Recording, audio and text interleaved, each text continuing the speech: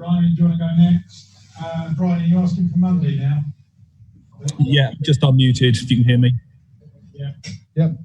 Hi, Graham. I mean, you talk about being a young team and learning, etc. What are you going to learn from this when you actually get a chance to get your players together? I know a lot of them are going away, but what are the key things you will learn from this? Well, I think that at the moment it's a little bit too cheap, or we're getting heavily punished for not too much for goals. So we need to try to do better there. I think our decision making at the start of the second half on a really lively, greasy surface could be a little bit better. I think we need to sense where their pressure is and where the outballs are, where the spaces are. And ultimately, if you give too many opportunities to the opposition, especially with the quality that Everton have, it's going to be a difficult afternoon for you to get points in the Premier League. Is it one to put in terms of who you've played as well, for a little bit of perspective? I know that's hard right now, but if you look at your fixtures. Well, you have to, I would imagine if you look at Manchester United, Chelsea and Everton, the bookmakers would suggest that we're the team that's more likely to lose those games. We've played well in the games, apart from maybe today and not so well. But still, overall, our performance level has been quite good. The challenge for us is to turn that into points and to get points against more teams. Richard, do you want to go next?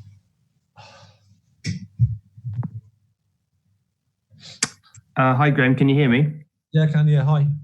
I just wanted to ask, do you think international break comes at a good time after this? Obviously, you've had kind of a few defeats in a row now. Is it kind of a chance to kind of refresh and start again?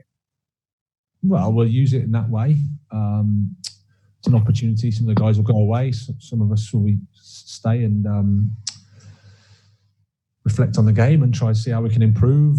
But we also need to keep a bit of perspective as well in terms of the opposition we played, the type of performances we put in, and not throw everything away because we're a bit disappointed today.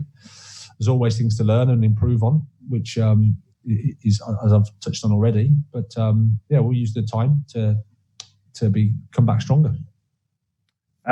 And in terms of one thing I noticed with the game, there's quite a lot of times from corners you chose to kind of pass it out instead of whip it into the box. Was that a specific tactic that you maybe identified as something that could work against Everton, or is that something that you kind of are always encouraging? No, I think players can mix it up. We put a few in, played a few short, got into the box a few times. I think the size of our team compared to the size of the Everton team is we're a little bit smaller than they are, so it makes sense to mix it up. But I wouldn't say there's anything really specific to Everton. Thanks. And finally, Darren, obviously just closing off the Monday session. Yeah, Monday's good. Thank you. Hi, Graham. Just one on Adam Lallana, please, Graham. He had a good 70 minutes or so against Manchester United. Was it a tough decision to leave him out of the starting lineup today?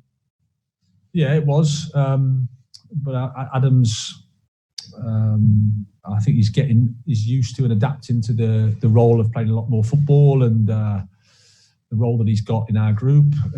Sometimes we can use him at the back of the game and sometimes we use him at the start of the game, and that's just where we're at the moment with Adam. It was just more of a tactical one with bringing Eves back after his suspension. And but we're pleased with what Adam's doing. Thanks, everybody. Cheers. Thanks very much. You there, Andy? Yeah. Andy, go for Monday. He's gone.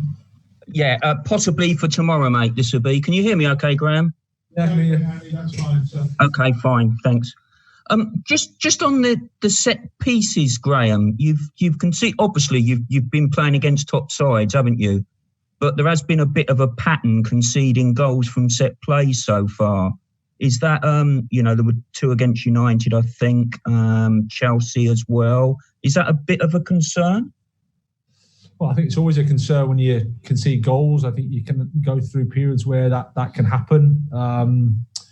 And we seem to be punished. In the Chelsea goal was a deflection.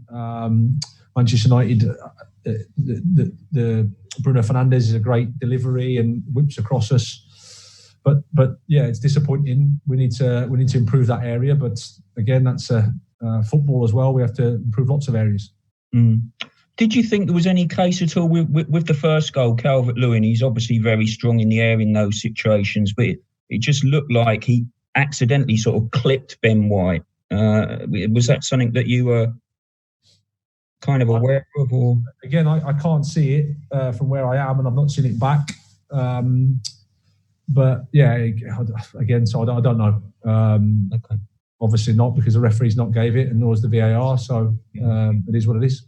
Yeah. Is there also an aspect that perhaps sometimes you can easily focus on the set plays, but actually not conceding the free kicks in the first place? I mean, you look at the one right at the end of the first half, you're going in 1-1.